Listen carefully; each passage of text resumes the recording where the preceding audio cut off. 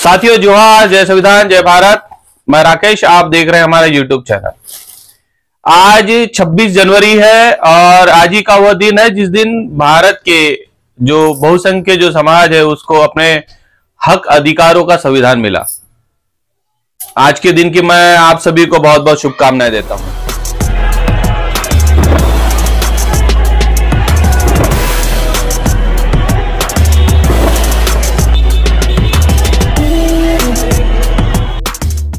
आज हम चर्चा करेंगे साथियों कि जिस तरह से कुंभ का मेला लगा हुआ है और सारी धार्मिक गतिविधियां वहां हो रही है, हजारों करोड़ों लोग वहां पर में पहुंचे हुए हैं, लेकिन एक बड़ी गजब की बात वहां पर में देखने को मिली। वहां से एक खबर जो है वो सोशल मीडिया के माध्यम से भी बाहर आई है और ऐसा कहा जा रहा है कि जो वहां की धर्म संसद है, जो धर्मपीठ है वहां की, उन्होंने एक संविधान बनाया है, हिंदू राष्ट्र का संविधान। और पेपर की न्यूज की अगर माने तो उनका यह कहना है कि वसंत पंचमी को आएगा हिंदू राष्ट्र का संविधान, यानी वसंत पंचमी तक यह हिंदू राष्ट्र का जो संविधान है उसको लाने की बात की जा रही है। इस संविधान को मनुस्मृति के आधार पर बनाया गया है, चाणक्य नीति के आधार पर बनाया गया है और लगभग इसको 12 महीने और 12 दिन लगने वाले हैं या लगे हैं, ऐसा कहा जा रहा है। यह संविधान पूरी तरह से मनुस्मृति पर आधारित होगा और आप जानते हैं डॉक्टर बाबा साहब आंबेडकर जी ने इस देश में इस मनुस्मृति को जलाया था। और आज जब इस देश में संविधान लागू है और फिर भी जो जातिवादी, जो मनुवादी जो लोग हैं वो रुकने को तैयार नहीं है। आज भी देख रहे हैं कि किस तरह से एक शादी में दूल्हे को घोड़ी चढ़ने के लिए 70 पुलिस वाले लगाने पड़ रहे हैं। आज भी एक बच्चे को पानी पीने के लिए मारा जा रहा है। अगर फिर से मनुस्मृति वाला ये जो संविधान है, जो हिंदू राष्ट्र का संविधान बताया जा रहा है, अगर ये लागू हो गया तो क्या होगा?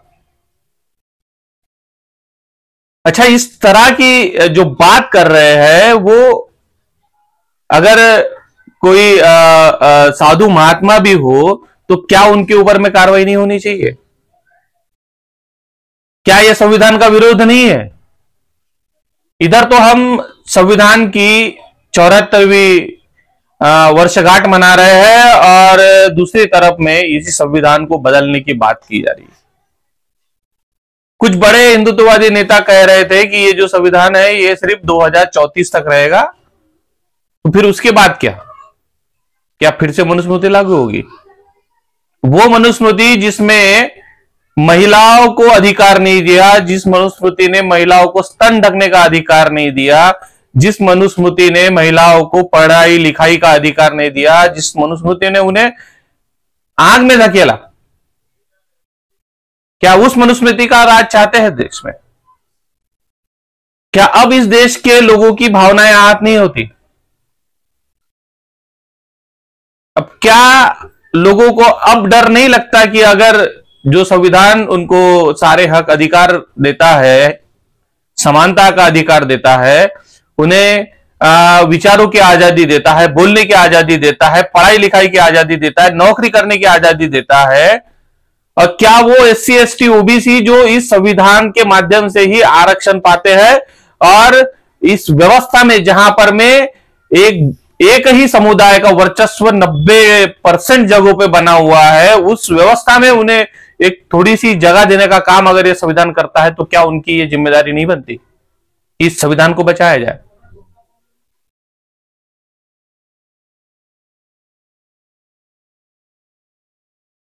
तो किस तरह से इस देश में ऐसी बातें हो रही है और आप जानते हैं कि अभी बीजेपी का शासन लागू है और इस शासन में ही इस तरह की सारी बातें हो रही है और वो कर सक रहे हैं। वो जो जातिवादी मनुवादी जो लोग हैं वो इस तरह की बातें कर रहे हैं क्योंकि उन्हें किसी ना किसी तरह का अभय मिला हुआ।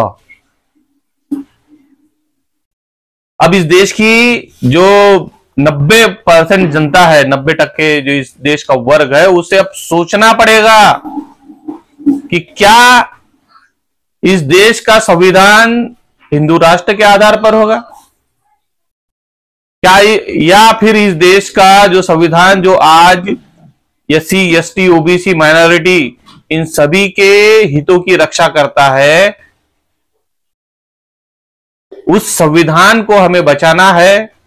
अगर उस संविधान को अगर हमें बचाना है तो आपको विचार करना होगा और आज आपको रस्ते की लड़ाई लड़नी होगी। आप जानते हैं आप कोर्ट की लड़ाई नहीं लड़ सकते, आप जानते हैं आप मीडिया में बात नहीं रख सकते, आप जानते हैं आप पॉलिटिकल में ब्यूरोक्रेसी में आपके लोग नहीं है, तो फिर अब आपके पास में बचा क्या? तो आपके पास में आर्टिकल 19 का, इस देश में आर्टिकल 19 का जो अधिकार है, बोलने का अधिकार है, आपको सड़कों पर प्रदर्शन करने का अधिकार है, संवैधानिक रूप से प्रदर्शन करने का जो अधिकार है उसका आपको इस्तेमाल करना पड़ेगा। अगर आप